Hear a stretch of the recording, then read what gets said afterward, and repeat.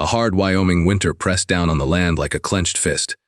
Wind howled across the open prairie, rattling the loose boards of an old toolshed that hadn't seen use in years. Snow whispered against the ground, silent but persistent. Gideon Hale, rugged, weather-worn, and nearing 50, rode slow under a pale, low-slung moon, checking his southern fence line after catching a glimpse of strange tracks near the cattle pens. The night was supposed to be quiet. Then he heard it, faint, almost nothing. Just the stuttering sound of someone crying, muffled.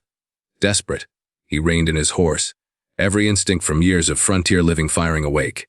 The sound led him to the shed near the far fence post, its rusted padlock oddly new.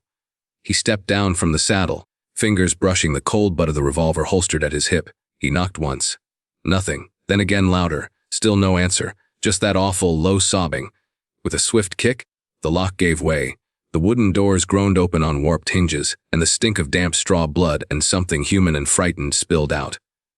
There, curled in the corner like a hunted animal, was a girl. No older than 20, thin as starvation, wrists bound with frayed rope, dress torn and dirtied.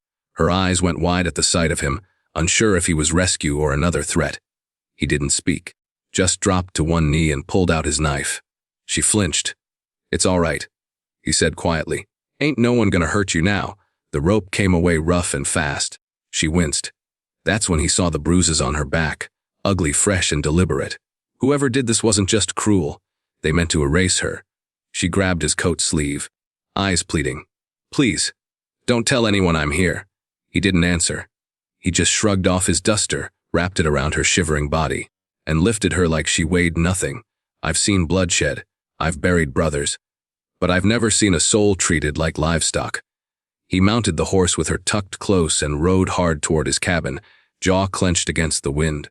He didn't know her name, didn't know her story, but he knew one thing: nobody puts a girl in chains on Gideon Hale's land and rides away clean. The morning broke pale and brittle across the Wyoming plains, sunlight barely warming the frost that clung to the dry grass and fence posts. Gideon Hale's ranch sat like a forgotten memory at the edge of the world, miles from the nearest town, hemmed in by rolling hills and a sky so wide it felt like it might swallow a man whole. The land was rough, but Gideon was rougher. 5 years ago, it had been different. There'd been laughter in the house, the smell of cinnamon bread baking, the gentle hum of hope. But that ended the day Eleanor bled out in his arms, her fingers cold and her eyes fixed on something far away. The baby hadn't lived long after either. A boy, they said. Gideon had never given him a name. Now, the ranch echoed with ghosts. Each morning Gideon rose before the sun. Calloused hands fed horses and swung axes, fixed fences and stacked wood. His movements were mechanical, rehearsed by repetition, driven more by duty than desire. He spoke to no one, went to town only when supplies demanded it, and kept his head down when folks at the general store gave him side glances and whispered things like, "That man's part ghost, part legend." They weren't wrong. The cabin hadn't changed since Eleanor passed. He'd cleaned up the blood, but her favorite books still lined the shelf. A dried bouquet, her last, hung above the hearth, and her bedroom, the room she died in, remained untouched. The bed made, a shawl folded on the rocking chair. Curtains still tied back the way she liked, letting in the morning sun she never got to see again. He didn't go in there. Not ever. That morning, he brought Clara into the main room, laid her on the old settee beside the fire, and stoked the embers back to life. Her eyes followed every movement, wide, uncertain, ready to bolt if he so much as looked at her wrong. He said nothing as he set a pot of water to boil. Just moved slow, deliberate. He grabbed clean cloth from the cupboard, a tin of salve from the pantry shelf, and knelt beside her. "Gonna clean those cuts," he said quietly. She flinched when he reached for her arm. "It's all right," he said. "Softer now. Ain't gonna hurt you." He unwrapped the rags from her wrists, each turn revealing more of the raw red skin beneath. Rope burns. Deep, angry. Days old. Her breath hitched when the hot cloth touched her skin. "You don't have to talk," he said, wringing the cloth. "Not yet. But I need to know if there's fever. Infection." Still, she said nothing. He glanced up once, met her eyes. There was something there. Not just fear. Mistrust hardened into survival. Whoever locked her in that shed had broken more than bones. They'd tried to break her soul. He didn't ask questions. Didn't press. Just cleaned the wounds. Dabbed salve on her back where the bruises were worst, and wrapped a blanket around her shoulders. She held it tight like armor. Outside, the wind picked up again, whistling through the cracks in the logs inside. The rancher who'd lost everything tended to a girl who had nothing left. Neither spoke, but something passed between them in the silence. Unspoken, fragile. Real. It wasn't healing, not yet, but it was the first breath after drowning. The morning sun filtered through the gaps in the cabin's wood walls, casting soft bars of light across the floor. Clara stirred beneath the heavy quilt, eyes flying open as her breath came in shallow gasps. For a moment, she didn't remember where she was. Then her body jolted upright. She bolted off the settee like a frightened colt, bare feet scrambling across the wood floor toward the door. Gideon stood just outside, chopping wood. He heard the thud, the rustle, the sharp clatter of the latch as she fumbled with the door. But he didn't move. Instead, he said gently through the open air, "There's coffee on the stove. Some bread, too. You can run if you need to. But the world out there's colder than in here." Silence, then a soft creak. He didn't look back, but he heard the door close again. Inside, Clara sat at the small table, trembling fingers curled around the tin mug. Her eyes darted toward the window, then to the fire, then to the man who remained outside. Letting her breathe, she sipped slowly, ate in silence. Only when she finished did Gideon step inside. He took off his coat, hung it on the nail beside the door, and poured himself a cup. He didn't press, didn't pry, just waited. Her voice, when it came, was barely above a whisper. "My stepfather locked me up, said he was going to sell me." Gideon's grip on the mug tightened. "Name's Elias Turner," she continued. "Used to work cattle, but he lost it all gambling. Last year, we moved into Mama's old house on the edge of your land." He kept talking about treasure. Said Mama hid jewels somewhere before she died. Thought maybe it was on your property. She looked up, eyes hollow. "He planned to trade me to a man named Bram Caldwell. Said Bram and his men would help him dig if he gave me to them." Gideon's jaw clenched. That shed. He knew it well. Thought it was just an old structure from years back, barely standing, but it sat over the property line, deep enough on his land to make what Elias did a crime. A violation, a trespass in every way. Clara drew the quilt tighter around her shoulders. "They're coming by the week's end." "How many?" he asked. 3, maybe 4. "Bram's got men who ride with him. Mean ones." She looked down. "Elias, he don't care what happens to me." "Never did." Gideon didn't answer right away. He crossed to the fireplace, stoked the embers again, and stared into the flames. He remembered the first time he lost someone. The way the world went silent afterward.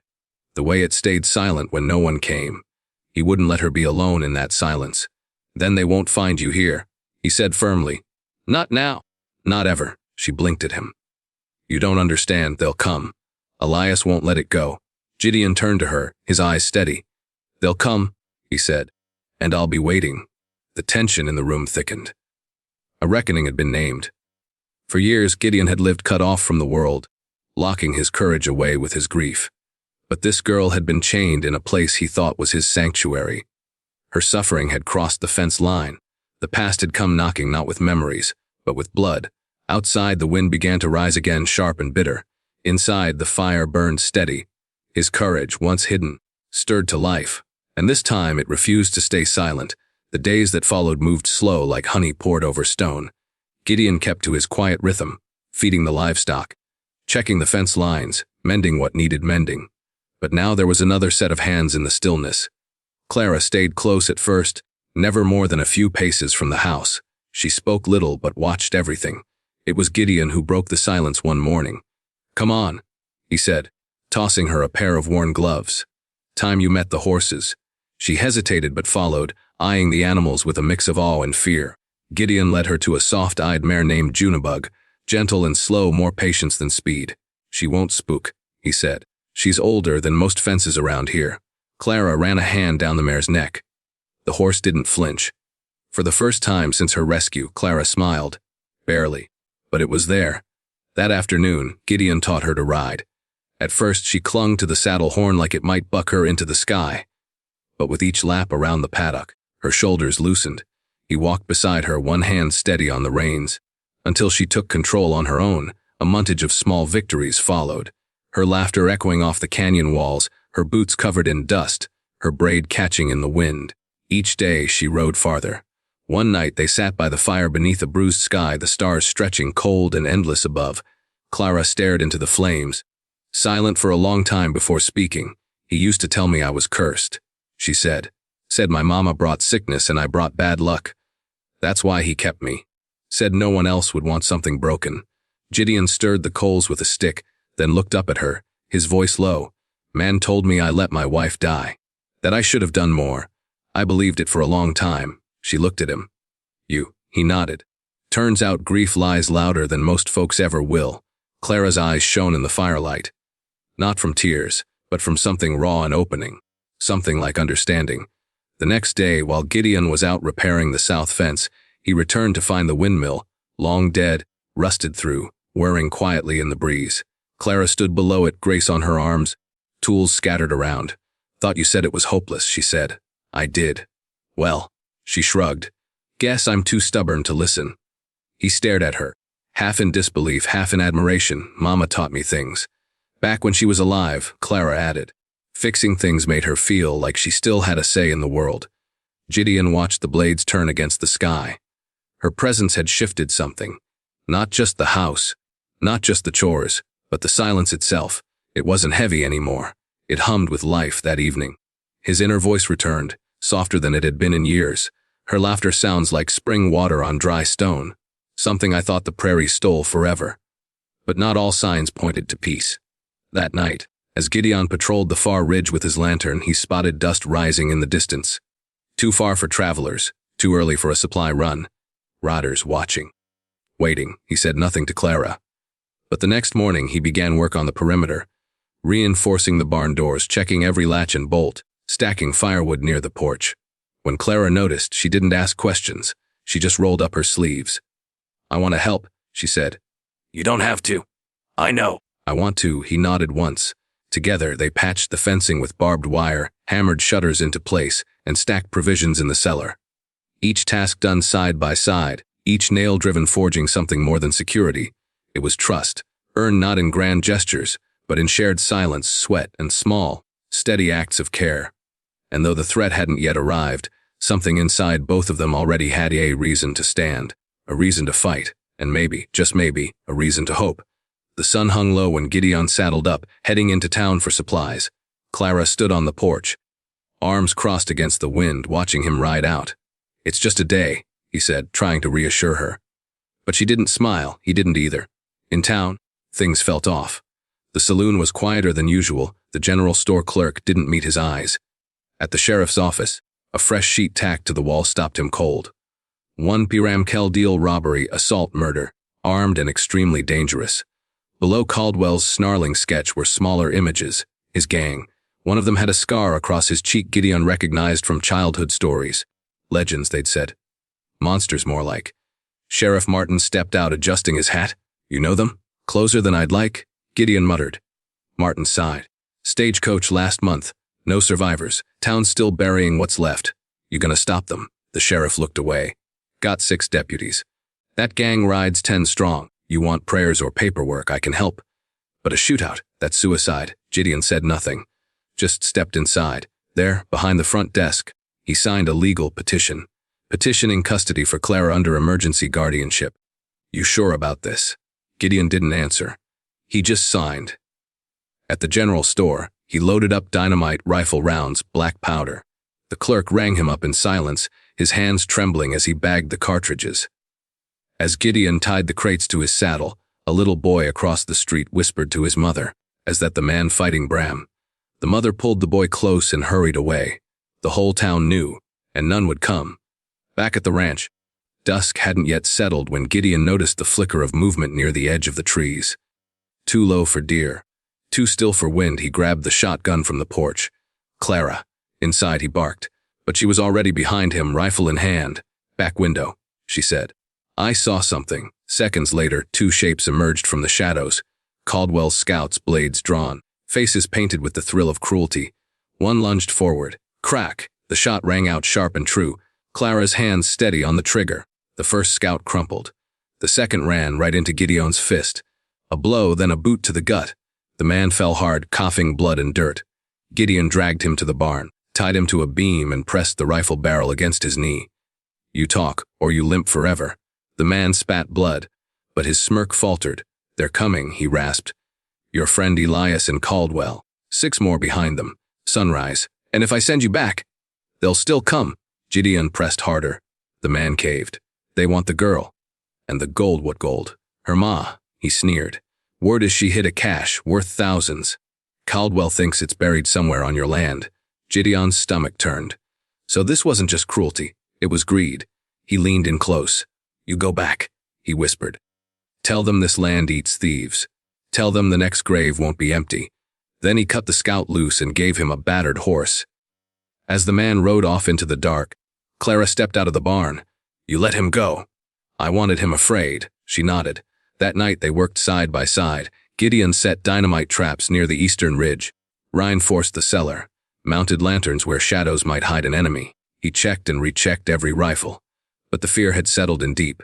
Clara sewed quietly by firelight, her hands moving fast, thread dancing across old fabric. She didn't say what she was doing until she handed it to him the next morning. A stitched patch, faded blue thread on leather, a bird, wings outstretched. I found your wife's old sewing kit, she said quietly. Thought maybe you'd want something new on your coat. He stared at it for a long moment, then sewed it onto the back of his duster. Thank you, he said, barely audible. It wasn't just cloth. It was a vow. Family wasn't blood, it was choice. By midnight, the ranch looked like a fortress. Barrels barricaded the front. Horses sheltered in silence. Clara slept in her bedroll near the fire, a rifle beside her like a shield. Gideon sat on the porch, duster wrapped tight, fingers gripping the shotgun. Eyes never leaving the eastern ridge. He believed he was ready. Believed the traps, the rifles. The resolve would be enough. But dawn would bring more than men on horseback. It would bring the ghosts of every loss, every failure, and every lie he tried to bury. And not all of them could be shot down. Not all of them could be outrun. The sky before dawn was black and brittle, a silence so thick it seemed to press in on the cabin walls. Inside, the fire had died down to embers, casting a soft orange glow over the room. But Gideon Hale sat awake, motionless in his chair by the window, shotgun across his knees. He hadn't closed his eyes once. Every time he blinked, he saw her. Eleanor, pale lips, crimson sheets, the look in her eyes when she knew she was slipping away. That final whisper of his name. That single, fragile breath that didn't come again. Now, the same fear gripped his chest. But this time it wasn't Eleanor bleeding in his arms. It was Clara, curled up just feet away, bruises on her back, wrists torn from ropes, her voice too hoarse for screams. What if it happens again? His hands tightened on the wood of the shotgun. What if he failed again? What if all the traps and courage and grit weren't enough? The world outside was too cruel. Too fast he'd built these walls to keep grief out. But now grief had a name, a face, and it was riding toward him with a gang of devils. At sunrise, the horizon bled gold and red over the hills, then dust. Hooves, dark figures emerging like shadows born from the earth. Gideon stepped outside, planting his boots on the frost-hardened ground. Clara followed, rifle in hand, face pale but set with resolve. A dozen riders circled the property. Bram Caldwell in the lead, black duster flapping like wings, cold grin slicing through his beard. To his right rode Elias Turner, Clara's stepfather, slouched, twitching, eyes sunken with spite. Elias cupped his hands to his mouth and shouted toward the cabin, "Hand her over, Hale! No need for all this mess. She's mine by law. Just a girl. She ain't worth dying for." Clara's grip on the rifle shook, but she didn't step back. Bram raised his voice next, smooth like oil over a blade. "Come now, Gideon. You already lost one woman in that cabin. You want to bury another." Then he held something high in the air, a delicate gold ring. Eleanor's ring. "Picked this up from the town jeweler. Said it was pawned after your pretty wife died. Shame to let it gather dust." The sight of it struck Gideon like a gunshot to the gut. His jaw clenched. Every nerve screamed to shoot. To end it all now. But he didn't move. He couldn't, not yet. Clara stepped forward, barely a pace. Her voice cracked, but she forced it through. "You're a coward, Elias." The words hung in the air, louder than the shout had been. "You tied me up, sold me, lied about Mama. You're not a father. Your filth." Elias sneered, but his eyes darted unsure now. Clara raised her chin, even as her hands trembled. "I'd rather die on this land than take another breath beside you." The wind picked up, lifting her hair, her words, her defiance into the morning. Gideon looked at her, really looked, and something inside him shifted. Not grief, but love. Not romantic, not yet, but fierce, protecting. Alive, this girl had no one but him. And she wasn't hiding, so neither would he. He stepped forward, raised the shotgun, and let his voice ring across the plains. This land ain't for sale. Neither is she. Bram's smile turned into a sneer. Then it's war. They turned their horses, trotted back to the ridgeline. Preparing, planning, watching, Gideon looked down at Clara. She didn't look away. They're not going to stop, she said softly. Gideon nodded. Neither are we. They turned back toward the cabin, the weight of war gathering like thunder on the horizon. The silence before the storm had broken. And for the first time in years, Gideon wasn't afraid of losing someone. He was ready to fight for someone. The first shot rang out just after dawn. It echoed across the plains like a war drum. Bram Caldwell's gang crested the ridge in tight formation. 6 riders, rifles at the ready, eyes hard beneath wide-brimmed hats. But Gideon Hale had been ready. From his perch behind the barn, he yanked the detonator cord. A thunderous boom ripped through the frostbitten air as the fence-line dynamite exploded, shattering the quiet and sending Caldwell's horses into a panicked scatter. 2 riders were thrown immediately, horses squealing. Chaos erupting, Gideon sprinted toward the main house, shouting, "Now!" From the hayloft window. Clara leveled the rifle they'd cleaned and prepared together. She exhaled once, then pulled the trigger. The shot struck Caldwell high in the shoulder. Spinning him from his saddle, he dropped hard but rolled to cover. Clara ducked back, reloading with shaking hands. Below, Elias Turner emerged from the smoke, filthy, stumbling, wild-eyed. He wasn't part of Caldwell's plan anymore. He had his own. He rushed the barn, dragging Clara down from the loft, hand clamped over her mouth. But before he could reach the yard gate, Gideon hit him like a sledgehammer. They crashed into the dirt, fists flying. Rage meeting betrayal. "She ain't yours," Gideon growled, slamming Elias into the frozen ground. Elias laughed at choking, bloody sound. "She ain't yours either." Gideon raised a fist again, then stopped. The memory of Eleanor's eyes flashed before him. The promise he'd made, kneeling beside her bed. "I won't become the thing that took you from me." With a shudder, he let go. He didn't kill Elias. He stood, hauled the man to his feet, marched him down the slope with one arm twisted behind his back. Clara followed behind, bruised but upright. Gideon walked straight toward Caldwell's position, waving a piece of white cloth. A temporary ceasefire settled uneasy. He tossed Elias toward the outlaw leader like a sack of feed. "Take him. He's the one who sold her. The one who brought you here. Not me." Caldwell rose slowly, bleeding. Furious. "You think I'd trade bullets for that rat?" he snarled. And then, bang, he shot Elias in the chest without hesitation. The man dropped, gurgling, dead before he hit the dust. Even Caldwell's own men froze. That's when Gideon struck. While all eyes were on Elias's corpse, he yanked a hidden fuse cord from the nearby water trough, the one he'd rigged with the last of the dynamite. Fduam. The trough exploded, blowing the barn's already cracked beams into the air and bringing the whole side wall down in a crushing collapse of timber and smoke. 3 outlaws vanished beneath it. Gunfire erupted again. Panicked, scattered, aimless, Gideon fired twice, downing one. Another fled on horseback. But Caldwell? He staggered out from the dust cloud, half-burned. Dragging his rifle, he raised it. But Clara stepped between them. Her rifle trained on his chest. They locked eyes. "You gonna be like them?" Caldwell rasped, coughing. "Gonna put one in me like a good little killer." Her finger trembled on the trigger. Gideon stood behind her. Silent, he didn't tell her what to do. This was her choice. This was her freedom. Clara looked Caldwell in the eyes, then pointed the rifle downward. She fired into the dirt. Caldwell flinched, but nothing followed. "I'm not yours to break," she whispered. Sirens, not of the modern kind, but the shrill blast of the town sheriff's hunting horn, rang from the ridge. A dozen riders in long coats crested the horizon. The sheriff, flanked by armed deputies, raised his rifle. "Drop your weapon, Caldwell! You're surrounded!" The outlaw dropped it, bloodied, beaten, cuffed. He didn't say a word as they dragged him away. Gideon turned to Clara. She was shaking, breath shallow, but in her eyes, there was something fierce. Not vengeance, not fear, freedom. They stood together in the silence after the fire, 2 people who had lost everything, and now had each other. Spring came early that year. Weeks passed and the wind softened. The frost melted into streams that danced through wildflowers now blooming where ash once lay. The Hale Ranch, once a hollow monument to grief, pulsed with new life.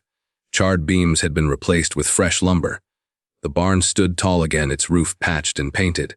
A new gate hung straight on its hinges, built by 2 pairs of hands, one caroused and steady, the other smaller but no less determined. Inside the cabin, laughter returned, quiet, cautious at first, then brighter as each day passed. On a Sunday morning painted in pale gold, the sheriff rode up the long dirt path, a satchel of papers at his side. He dismounted with a knowing smile and handed Gideon a folded document. "It's official," he said. "You're her legal guardian now." Gideon took the paper with quiet reverence, reading each line though he already knew what it said. Clara stood behind him, her eyes shining, a half-smile tugging at her lips like she didn't dare believe it was real. But it was. That night after supper, Gideon lit a lamp and stepped into the front room. He moved with purpose, a small velvet pouch in hand. From it, he took Eleanor's wedding ring, polished clean, the stone still catching light. It had been returned by the sheriff, found in Caldwell's stolen stash. Gideon didn't put it back on his finger. Instead, he placed it gently on the mantel, next to a small, rusted gear Clara had salvaged from the broken windmill. She'd restored it with care, mounted it on a wooden stand. It still spun when the breeze caught it just right, past and future, loss and renewal, Eleanor and Clara together in peace. The next morning, the two rode out across the prairie, Clara on the gentle mare she now called her own, Gideon beside her on his old bay. The sun rose behind them, turning the sky to fire and the fields to gold. As they reached the top of the ridge, Gideon slowed his horse, turning to take it all in. Clara matched his gaze. In voiceover, Gideon's voice came quiet and sure. "Some fences keep danger out, but the hardest ones we mend are the ones that keep love in." They shared a glance, then rode on, two silhouettes fading into the horizon, not bound by blood, but by something stronger, a family built from ruin chosen, earned, enduring, fade to black.